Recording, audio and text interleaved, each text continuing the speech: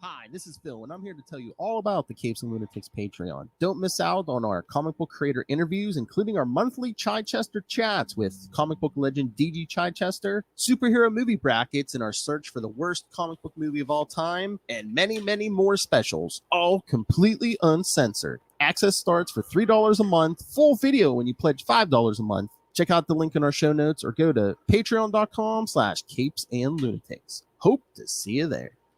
This is Lilith Hellfire, and you're listening to the Capes and Lunatics Summer of '69. Diggity dank.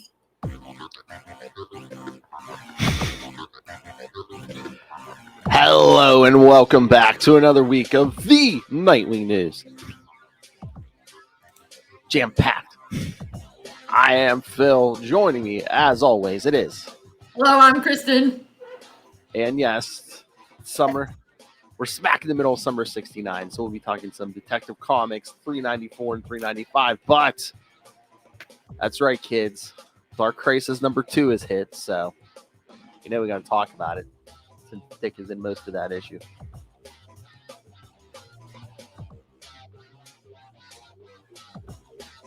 Oh, and he doesn't show up, but I might have to talk real briefly about DC vs. Vampires #7.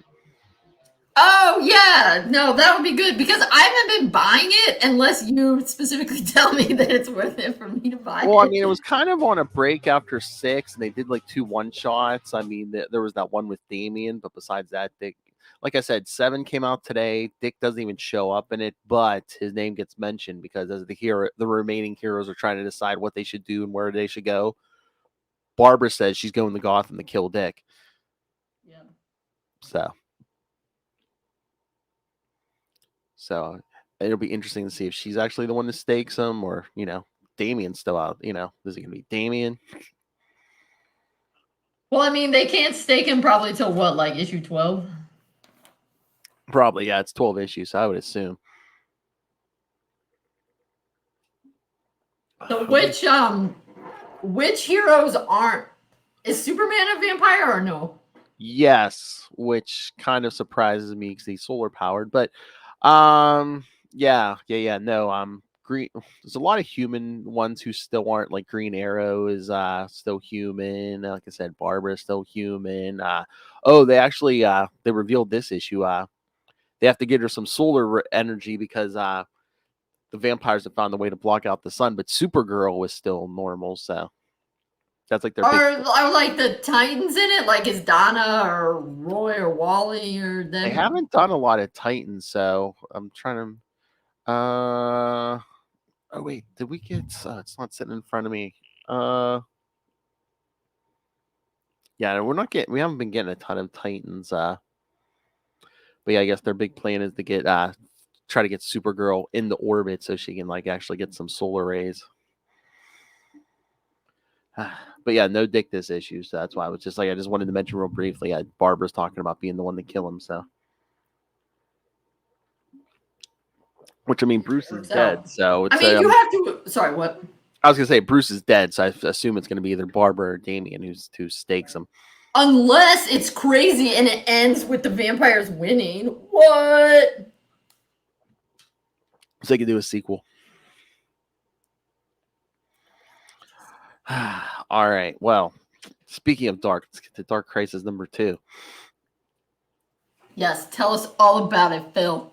If you remember issue 1, yes, Deathstroke was leading an army of villains against Titan's Tower, which is where we pick up. Dick was keeping one of the kids from getting killed by a bomb, but it knocked them out. So some of the kids are like trying to drag Dick out of danger as he's passed out. Well, that's nice of them. See, they're heroes already. They're like, we can't leave him. But then, as Dick's like starting to wake up, a bunch of the villains come in and, he tells them to run. And then the villains are like, oh, you can barely stand. And meanwhile, he's like kicking all the butts of these villains who came in. But then he gets outside and there's Deathstroke and his whole army of villains. And isn't it like Deathstroke's kind of super powered right now or something? Well, they reveal in this issue Pariah, who's working with the Great Darkness. I don't know if he's controlling Deathstroke or at least in contact with him, because they're just Deathstroke like, oh yeah, there's attacks on heroes all over right now, but no, they bring in they're bringing Gar, and yes, Deathstroke has shot Gar in the face, so yeah. That's not good. So yes, Dick is not happy about that. Yeah, man, I wouldn't be happy either. So it's so funny because he comes at Deathstroke, but Deathstroke kicks him down, and then he's like, "Today I'm going to prove a point. Sure, I could kill every single person here, and no one would care." But then he gets close. He goes, "But you, Richard, the prodigal son, the chosen one, they'd care." So he's basically saying, "You know what? I could wipe out your whole little tower, and the only person anyone would care about I killed was you." So he throws him the Eskrima sticks, and he's like, "Come on." He's like, "Let's go." So yeah, we get a whole fight montage of these two fighting. Wow. I mean, I don't know if I think that's true. I think other people would care about some of the other people as well, but I mean, Slade wouldn't care. Slade. Yeah. But like Slade only cares about him. Yeah. But Dick actually knocks him down, and it's Slade? some of some of the other villains are about to jump in, and Deathstroke's like, no. He's like, Nightwing won round 1. He's like, that's fair. But then he goes, who should we pick for round 2 to fight me? Not Nightwing, because he's like, come on, Nightwing, this is the end of the Titans. Who would you pick to go around with old Deathstroke? So that's when Dick says, spoilers, he says, if you kill me, you'll let everyone else go. And, Deathstroke's like, you were always the trophy, Grayson. Why would I waste my time with anyone else? So that's when Dick just throws his arms out. He's like, okay, then just do it. Just kill me. If it's going to save everyone else, just kill me. And then... No, I wouldn't believe that Deathstroke would... Well, I don't know. I guess Dick's getting desperate, but then Deathstroke holds his gun up and says, well, look who's my new favorite Robin. Then you see a big boom. And John shows up. I saw something in there that John was supposed to show up. Because he had, starts firing up that heat vision. He's like, you missed. And then Dick's like, boy, you have your father's sense of timing. He should have been like, you have your father's flair for the dramatic. Exactly. So it looks like John's gonna like clean up all these villains, but that's when Deathstroke calls in Cyborg Superman. So okay, I saw something up there like Cyborg Superman. I was like, what? Yeah, so they're all fighting, but then again, Slade gets a message from Pariah, so like he tells all the villains to retreat, and then between John and Vic, they defeat Cyborg Superman. So rock on. And then it's so funny because like the tower's like destroyed again, and John's like, "Sorry about your school," and they're like, "Oh, it's not the first time." Yeah, it's not the second time. But then John's been trying to put together a Justice League. So then again, the battle's over. Black Adam shows up, and he's like, "I told you." He's telling the John, he goes, "I told you couldn't lead a Justice League." But then Black Adam's like, "This is all your fault, Nightwing." He's like, I guess basically saying, you could have put a Justice League together, but you didn't. So why didn't Black Adam put a Justice League together? Well, now he's like, now that's his thing. Now he's like, oh, I guess I'm gonna have to do it. So yeah. So Black Adam's talking about doing it. So yeah, that's pretty much the issue, except for there's like 3 or 4 pages at the end with Green Lantern stuff, which I'm sure you're not interested in. No, but I assume that probably feeds into the next issue. Oh yeah. Because like I said, I think Dick's going to be in charge of a lot of, involved in a lot of the Earth stuff, and the Green Lantern's going to be off in space, like looking for the Justice League and stuff. That makes sense. That's kind of their shtick. Yep. So yeah, they basically assemble every Green Lantern at the end. So rock on. Well, it sounds like it was a good issue. So yeah, I mean, I was just happy because I was like, oh, don't tell me this is just going to be like a whole thing of like, Deathstroke just kicking, Dick's ass all over the place. And it wasn't. I mean, Dick beat him. I don't know if Deathstroke let him, but he was just like, he was like, oh, I'll let someone else fight me next. And Dick's like, no, just kill me. If it'll save everyone, just kill me. But yeah, I mean, Deathstroke was basically like, you know what? He's like, no, we don't need any heroes now. Don't need anyone trying to form a Justice League. So I guess that's why they came to Dick. And he came. I mean, like you said, they're attacking heroes all over the earth. So wait, so when he was about to shoot him, he said, "Who's my new favorite Robin now?" Did he say it? He's like, "Guess who's my new favorite Robin?" Yeah, I'm like, well, who was his old one? Well, Dick is his old favorite Robin, right? So does he say, "I'm going to kill you, so now I have to have a new favorite Robin"? No, it sounded like he was saying now Dick is his favorite. I'm like, who's his other? I'm like, I don't know. He ran into Damian during Shadow War, so maybe it was Damian. I don't know. Yeah. I mean, long term, it's always been Dick. Let's not lie. Exactly. Always. So yeah, so. But maybe Deathstroke likes him better as Nightwing. Maybe he likes that deep V and then the finger stripes. Exactly. All right, so should we get to the older stuff? Yeah, let's do it. I love it. Is it this?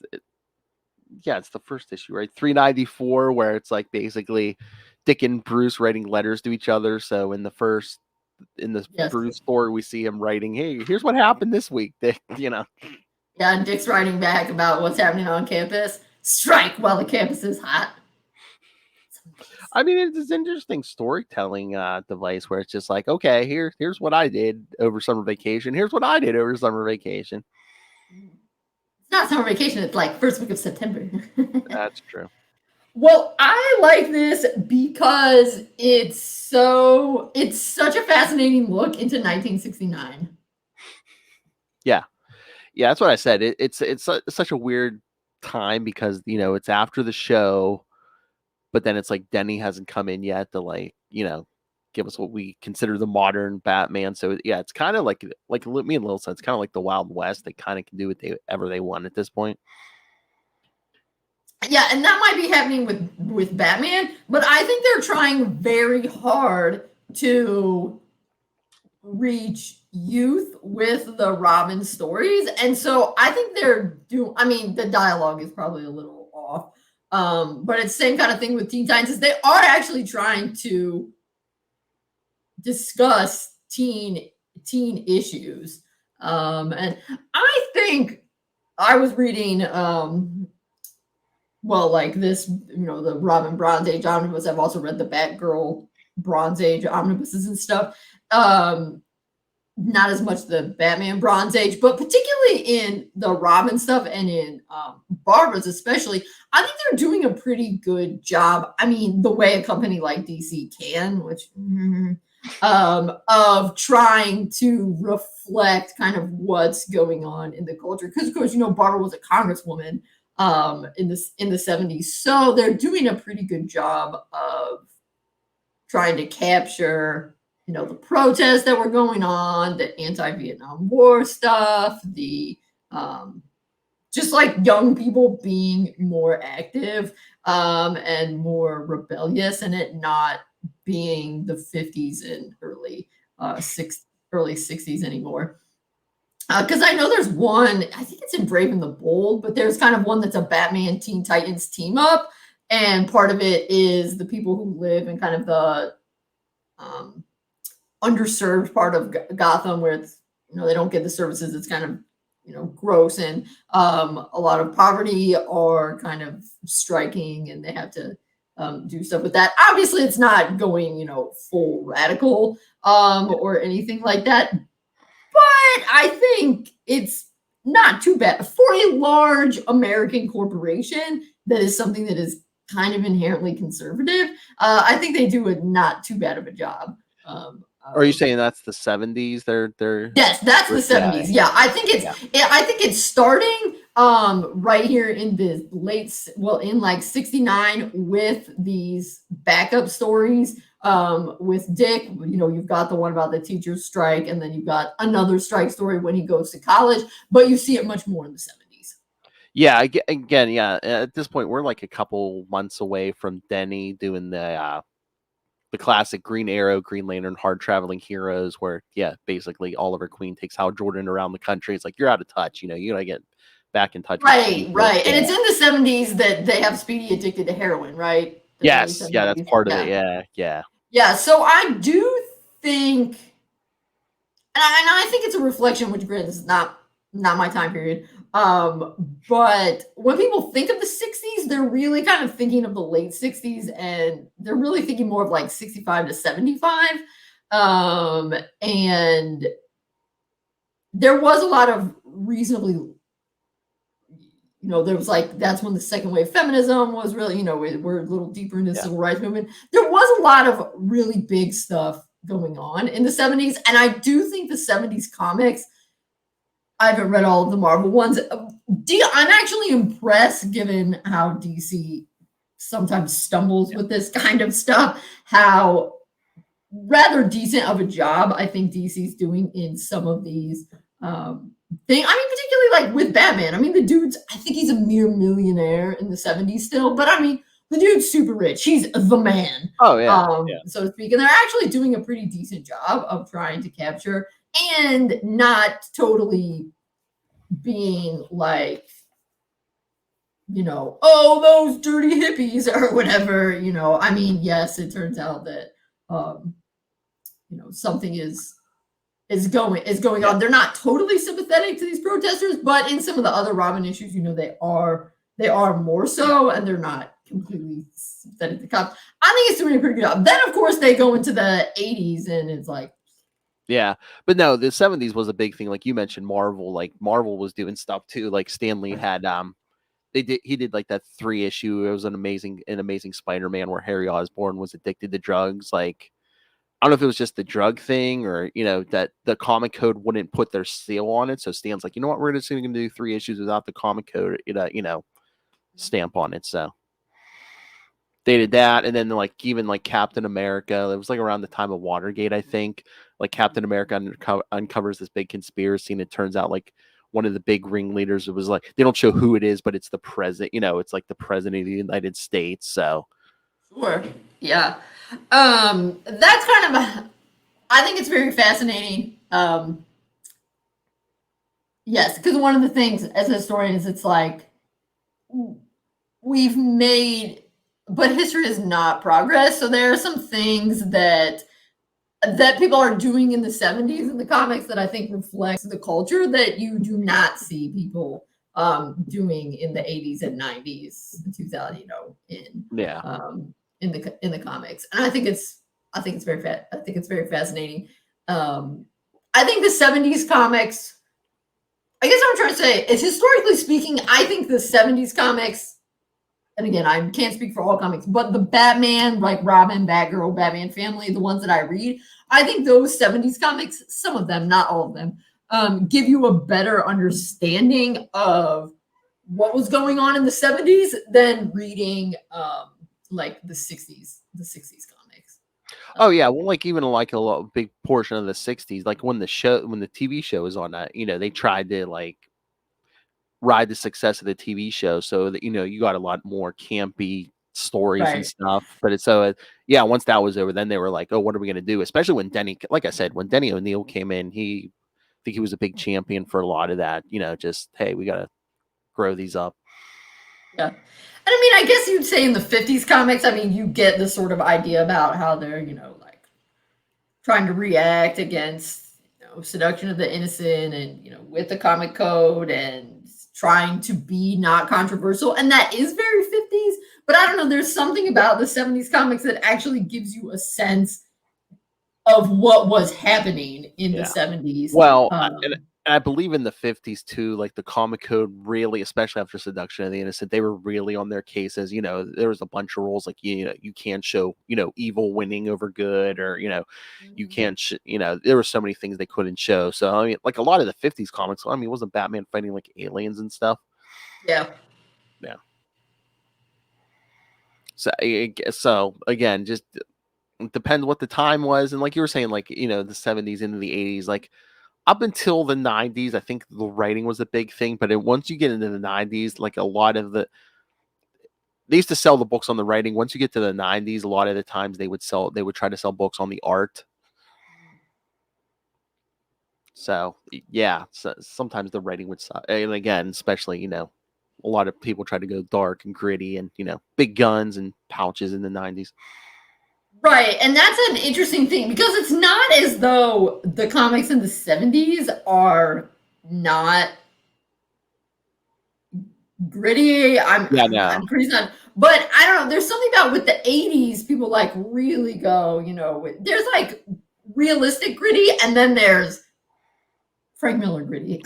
I was gonna say 80s. If you're talking Batman, you're talking The Dark Knight Returns. Yeah, that's right, and like Watchmen and Killing Joke and stuff like that. I mean, that stuff is really gritty. Yeah. But that's kind of the dividing line, at least for me. It's like Dark Knight Returns. Look comics before that. Look at that after.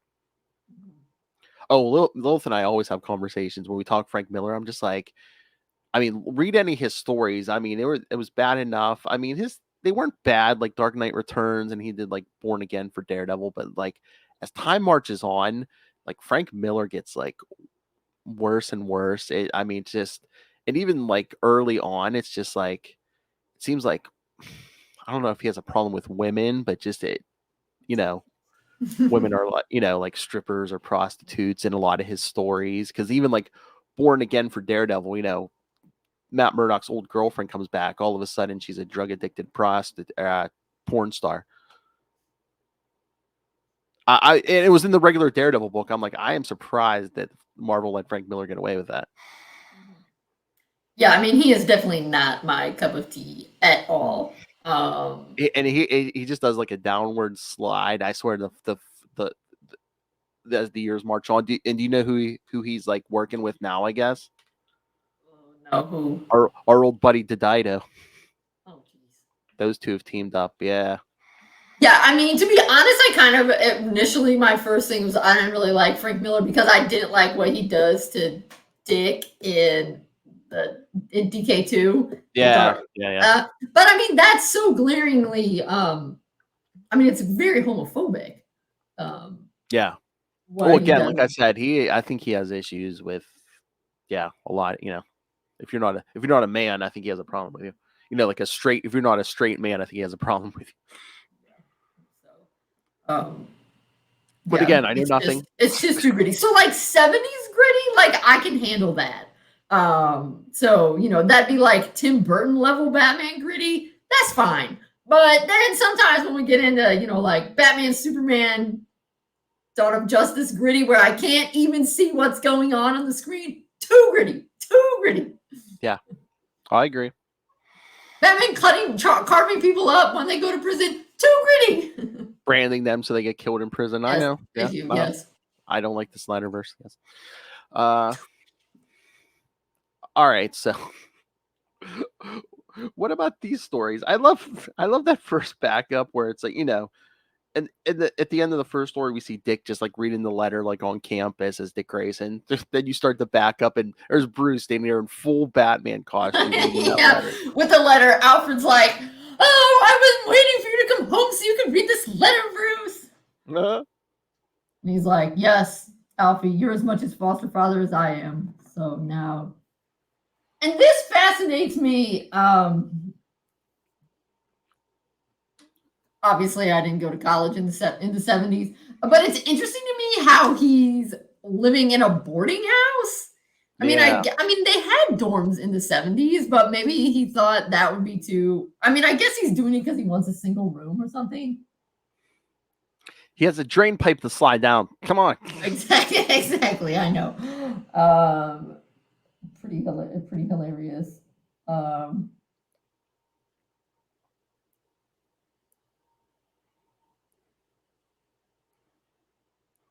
But yeah, and of course that is still fascinating because I think in the how she's like still as strict and stuff. Or I mean nowadays at college and when we went to I assume anything went. It's not like we had any sort of. I mean, I even lived in an all-girls dorm for 3 of my years in college, but it's not like we had anybody checking up on us. There were no house mothers or anything. But I think that's still a thing in the 70s, or they're just kind of ending it. And again, is that like trying to like preserve like an innocent feel? It's like, oh yeah, and there's no hanky panky going on here. Yeah, it's definitely interesting because, of course, it's funny how Dick's going into college and he is like old 60s brushing up against new 60s because his outfit is like so square. Could smell the old money on him. Also, I mean, again, I really have no idea if this is how college was in the 70s. But it cracks me up how he's like, I show up on campus and need to go to the registration office. What? Don't you have to like register your classes and stuff beforehand? I mean, nowadays you can't just show up on campus and be like, hey, I'm here. Can I take some classes? I don't know. I think I saw a Bruce Wayne library on campus. Maybe he can. Yeah, I mean, maybe that's how it was. I don't know. But I mean, I know at a certain point. So one of the people I went to grad school with,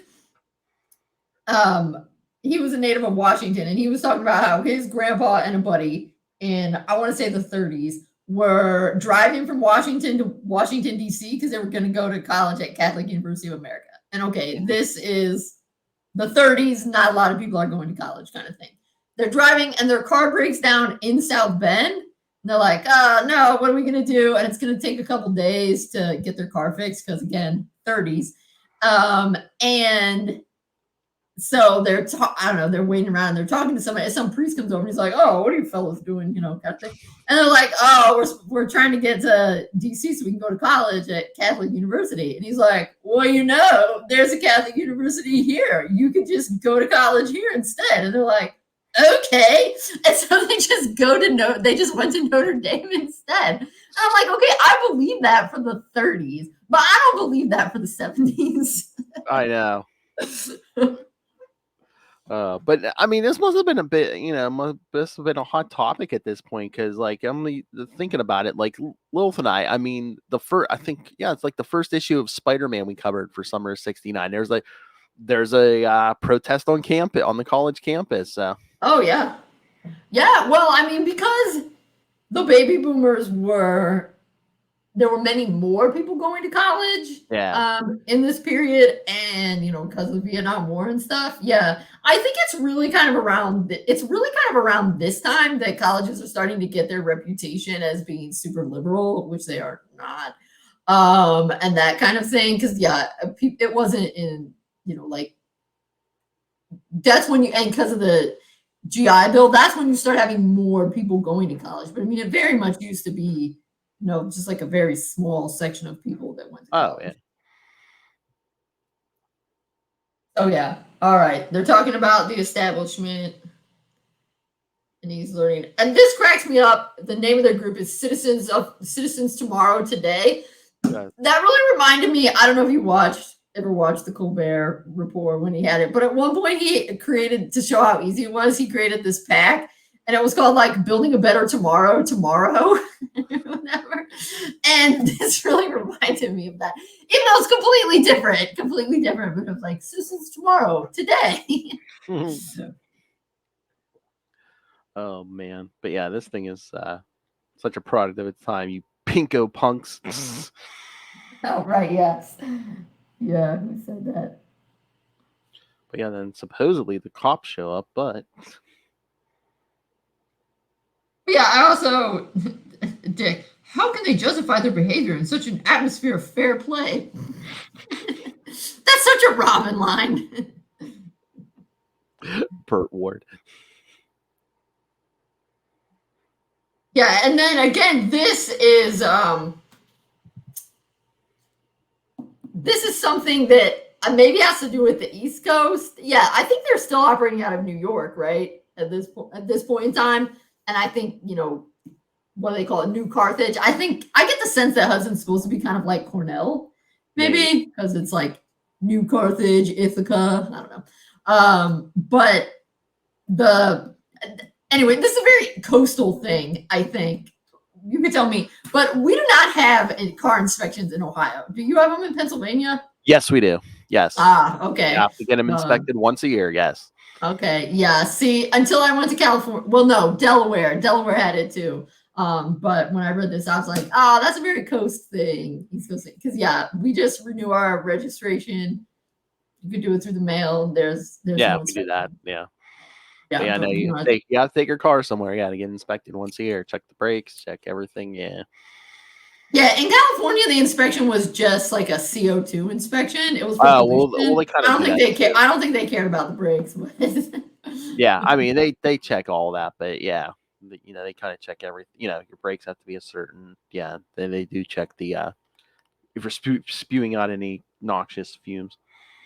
Well, it's the Wild West out here in Ohio, and your car can have terrible brakes and noxious fumes, and there's no inspections. So anyway, that I was like, oh, that's very East Coast. You probably were like, oh yeah, that makes sense. But I was like, that wouldn't work in some states. So I love as Dick's writing this letter. I love how he puts in the lines addressed specifically to Alfred. I'm afraid, Alfred, I partially lost my head. I started after him the protest. Good heavens, no, Master Dick, not that. I know. Well, I guess it's because Alfred's the etiquette one. Because what he sees in that window, yes, it's a inspection sticker, which real police would not have to have. Yeah, I mean, which I guess. But yeah, they knock him. These phony cops knock him out and take him away. Yeah, it says swag, but also when it first, because it's his hand, it's also like a Vulcan nerve pinch. No. That's made by so yeah.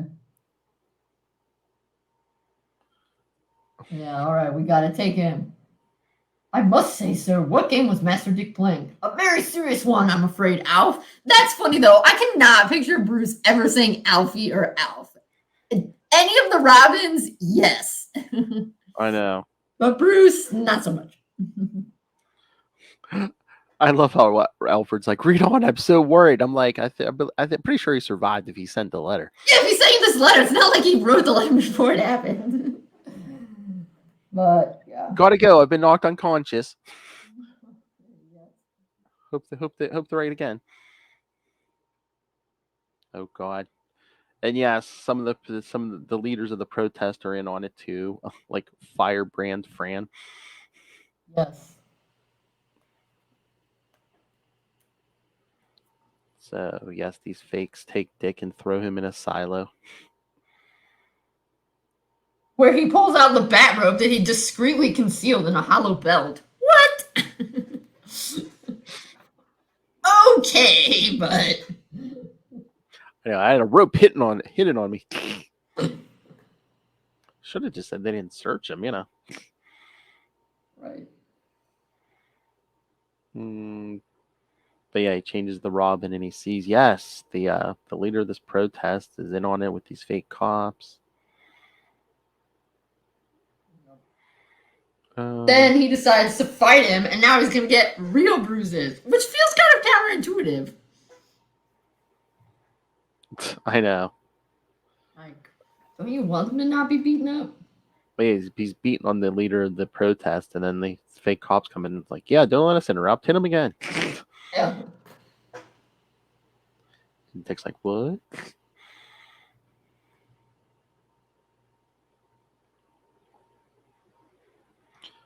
So then we get the quick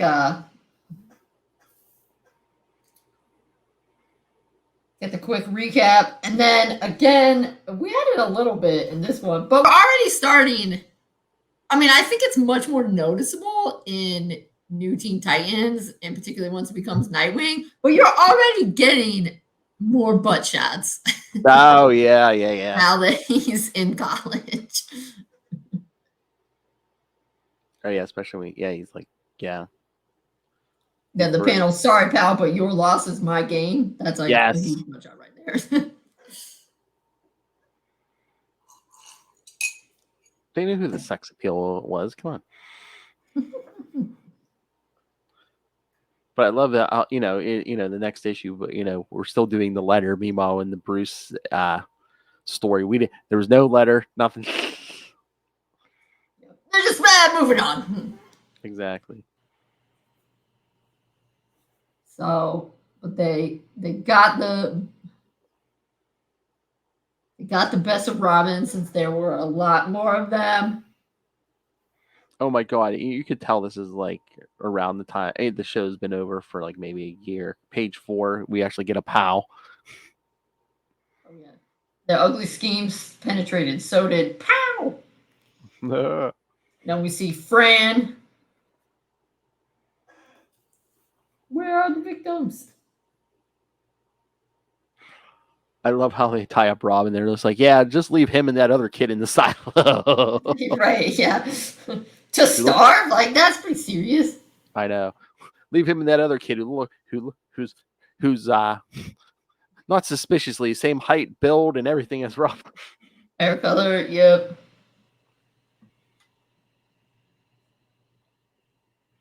Yeah, I know. It's like, yeah, they dropped, Dick Grayson in the silo, man. They never went back to look for him. Nope, they don't care. So, and they try to throw Robin down a well.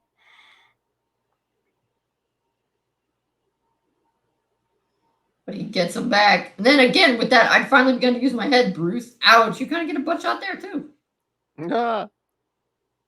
And then he's like, okay, I got to do this before the student body votes to shut down. Yeah, puts these fake cops and that in the car, changes back to Dick Grayson.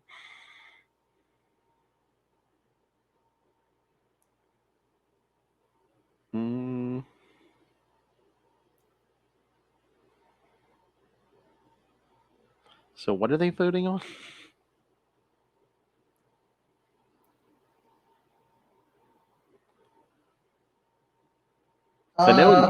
Because I was gonna say, I know on the Spider-Man side they were protesting for like affordable like housing on campus and stuff.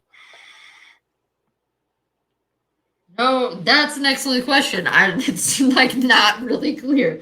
Let's see. Because also I'm like, did I Our miss demands are met. That's what I'm saying. Did I miss it? Or did I forget? Did they actually tell us what the demands were?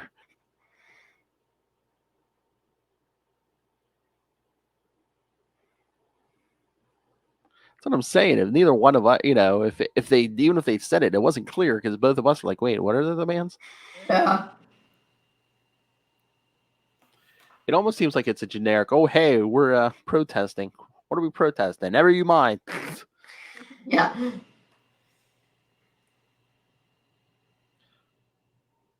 But yeah, I love how at the end of the issue, yeah, Dick's not even Robin, man. Dick Grayson crashes that police car into the other one and talking about having the real police check out these bogus cops' fingerprints. And it's like, don't take off on these misled leaders. Their beefs may have been legit, but their tactics weren't. I know, right? So it's like it gets more liberal as they go more into the 70s. They get a little more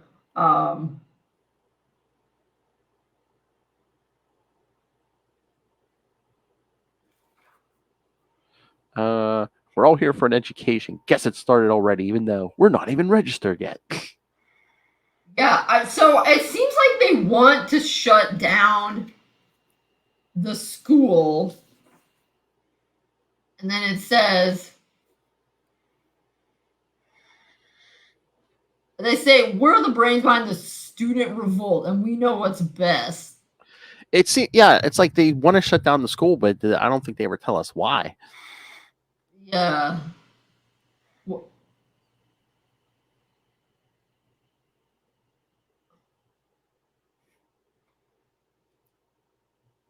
Yeah, it's something about, so they say the fake cops, when this campus is sewed up and shut down, we move on cross country spreading the good work. With America's universities closed, where do they get new brains they need to fight us, comrade? So I don't know if they're supposed to be like undercover communists or something who are, but yeah, I guess the thing is that's not actually a student protest. It's people, dirty commies tricking our youth into protesting for them. Yeah, because it's like they want this, because Because it seems that the reason that they want the students to think that the administration and the cops beat these people up and then lied about having them, and that somehow because they think, then the students, when they think the administration lied, they'll vote to shut down the school. Then the students will go on strike or something like that. I think.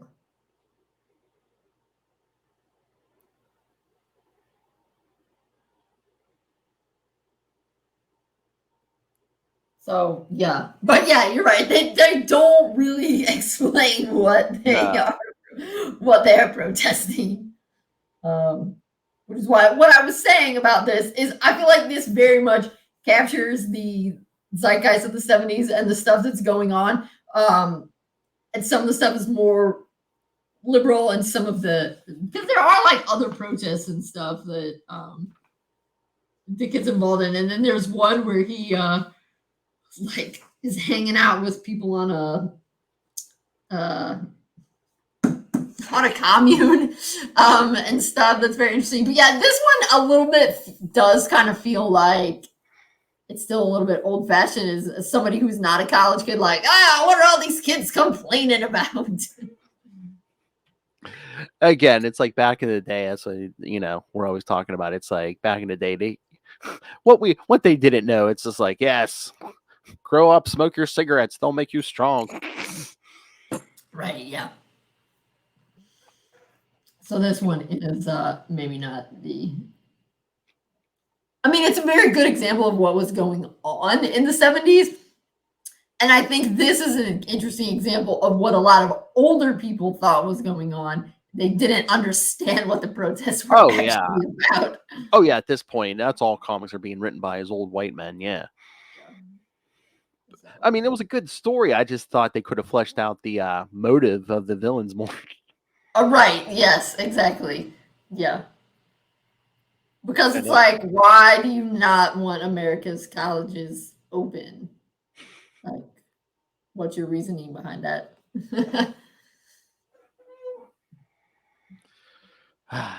So we can brainwash them. I guess.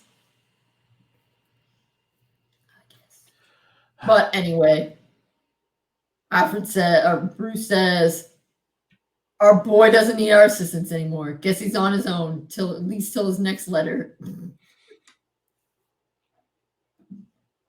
Yep. And then there's a break because it says next issue Batgirl. So that was what, Drop Out or Drop Dead. That was January 1970. And then Robin's not back in the backup until April. So 96 and Tech 96 and 97 is a Barbara, is a Batgirl backup, and then it's back to a Robin one. I was gonna say, were they rotating those two? Because I remember Dick was in 90 and 91, and then I think even at the end of that one it said Batgirl, and now it's Dick, and so yeah, because he's in 98, 99. Yeah. 400. And then he's in a kind of a lot of them.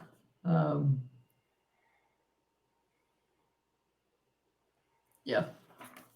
And then he and Batgirl tend to share Batman Family. Yeah. It must have been popular. Yeah, I mean, he has a pretty good run. I mean, just looking through here, like he's got a lot in the 70s, 71. I mean, he's not in every issue, but just briefly glancing through this. My weight, Robin the Bronze Age. I mean, I would assume the response was good to the Robin stories and the Batgirl stories, just because they were doing the backups, and then you got the whole Batman Family thing. So, yeah. I mean, he's still got some backup. I mean, every year is represented in here. Some not as much. Like 74 in terms of Batman, it's only Batman 254, 259. But I mean, that's when Batman Family is going on, I think. No, wait, maybe not yet, because the first Batman Family has to do with the bicentennial, so I bet it hasn't started yet. So 74, he's not in a ton. Yeah, Batman Family #1 is September 75. Because by the 80s, I think Teen Titans was like might have been the best selling book at DC. So yeah, I would say at least for the early 80s. I don't know. yeah. They always say that, but I don't know like how long it went. Yeah, I can't remember. It's at least until mid 80s because I know at one point they said, that was like the big rivalry. Like that was the big book at DC. And, it was the big competition for X-Men, which was like the big thing at Marvel at the time. So my guess is that maybe Batman didn't surge back into popularity till the movie. Maybe. Yeah, you know what? For the longest time, I think Superman was probably like a little more popular than Batman, probably because of the Christopher Reeve movies from like 78 to 87. So once Batman 89 hit, I think Batman dominated since then. Yeah. And I do kind of feel like that sort of makes sense because looking back on it, since the 80s, I feel like American history, we have definitely been in a darker, more Batman-esque period of history than we have been in the immediate post-war years. Like when you think about it, the 50s, the 60s, I mean, even into the 70s, I mean, people were very optimistic. I mean, that they were hoping for change and that, better things could happen. Otherwise, why protest and stuff? And then the 80s hit and it was all about the stock market and making money and deregulation and now it's dark and sad, which is like a Batman comic. Well, again, the Frank Miller stuff, and then Batman 89, which they consider dark. It's just like they're like, oh, well, hey, dark Batman sells. So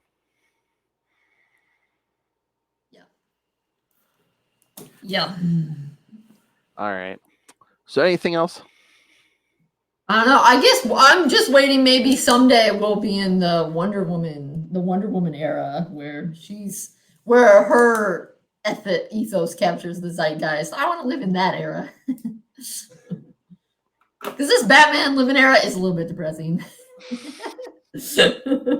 I don't know, man. Get a book that sells more than all the bad stuff, and maybe, but. Right now. No, I'm talking about real life here. Oh no, I'm just saying, but it's like I don't know, maybe that's just the way the culture's gone because anything Batman I think sells better than anything else at DC at the moment. So oh no, totally. And I mean I love Batman, but I mean I really love the Bat family more than the Superman family. Like I get it, but I don't think it's an accident that Batman has been so popular late 80s, 90s, 2000s to the era he has been in versus Superman being so popular basically from 39 to like 89. I love because that's always like online someone will be like, oh, can you write a good Superman story anymore? He's such a goody and like people will always be like, oh yeah, and the story of an immigrant coming here, who would want to read that? Yeah, I mean it's like we need that, and I love that he's a goody and brighter. But yes, given the way life is right now and has been for the past couple of decades, it does not surprise me that Batman is selling better. Yeah. And really again, there's all those people where it's like, if I had the time and the money, I could be Batman. No, you couldn't. You don't want to be Batman. Be Nightwing. Come on. Yeah. All right. Anything else? I mean, but let's be real. Even if we had the time and the money, we couldn't be Nightwing either. I mean, no one's that physically fit and smart and like it's just that's why it's a fantasy. I think my butt is nice, but not that nice. No one's butt is that nice. Well, no, that's a pure work of fiction. Yes. All right, kids. So yes, next week we're gonna be at the end of the summer of '69 already. Summer's fading fast. That's right. Forget that Batman. Next week we're gonna be doing Teen Titans 19 through 22. Oh boy, I can't wait to see what sort of sweet slang they're gonna. Yeah, Hepcats. Yeah. I wonder I hope we get a Wonder Chick in there. I was gonna say, I wonder what they're gonna say. Chick, yeah. Yeah, there's gonna have to be a Wonder Chick. Yeah. Oh, and then we'll start the August stuff where we'll do a comic and some either Batman 66 episodes. There's a Teen Titans episode, a Batman animated series episode. Right, so. I said it's multimedia. Woohoo! Right, we're branching out. Yay! All if right, it's successful, we'll do it more next year. exactly. All right, kids. So email us all your thoughts on the old stuff. What you think about Dark Crisis at the moment. Email us CapesandLunatics@gmail.com or call the voicemail 614-382-2737. That's 614-38-CAPES. And remember, you can follow Nightwing News on Facebook, on Twitter. Join the Nightwing fan group on Facebook. Find links to all the various social medias for all the shows we do, DC, Marvel. And again, please subscribe to the YouTube channel. Everything we do gets a video. And again, now every second of Summer of 69 is there. So smash that subscribe button so you don't miss a second of it. Smash it. And most importantly, Patreon. Please, if you can, subscribe to the Patreon. Again, we're paying for this out of our own pocket. We don't have a rich millionaire sending us to college. So every little bit is appreciated, but $3 to $5 gets you early access to creator interviews, including the man himself, Mr. DG Chichester, talking to me and Lilith every month. I got the good mic out for you guys. And superhero movie brackets. We will find the worst superhero movie of all time. So, yes, me, Kristen, Charlie, and Lilith, and the July episode, Mr. Will Allred will join us to talk Catwoman versus Green Lantern, because Lilith demanded he must talk Hal Jordan. I, of course, love Hal Jordan. So, yes, please subscribe. And that's not enough. Pick yourself up some merchandise. Capes Lunatics, Sidekicks.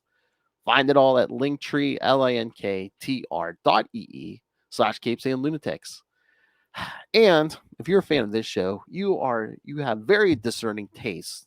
So if you like the finer things in life, pick up Dick Grayson, Boy Wonder, on Amazon right now. Make some great summer reading. Makes a great gift for yourself or your loved ones. So, or your loved ones. Hey, what's a better gift to give your loved ones than the gift of reading? This is so true. So Learn the history of Dick Grayson from a history teacher herself. I'm sorry, a professor. That's right. All right. So, yes. So, pick up Dick Grayson, Boy Wonder on Amazon now. All right. Thank you for joining us. Again, we're going to close out Summer of 69 next week. Teen Titans.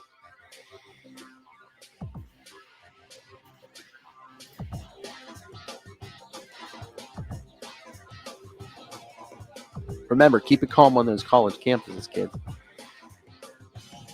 They're pretty calm right now because everyone's at home for summer. Oh, true.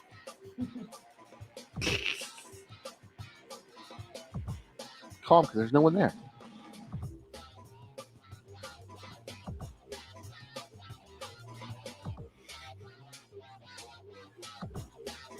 Oh, yeah, it is the summer. All right, kids. Yes. Come back next time for another flashback to 1969. But until then, join us same wing time. Same wing channel. The Nightwing News. Go punch Deathstroke in the face. Good night.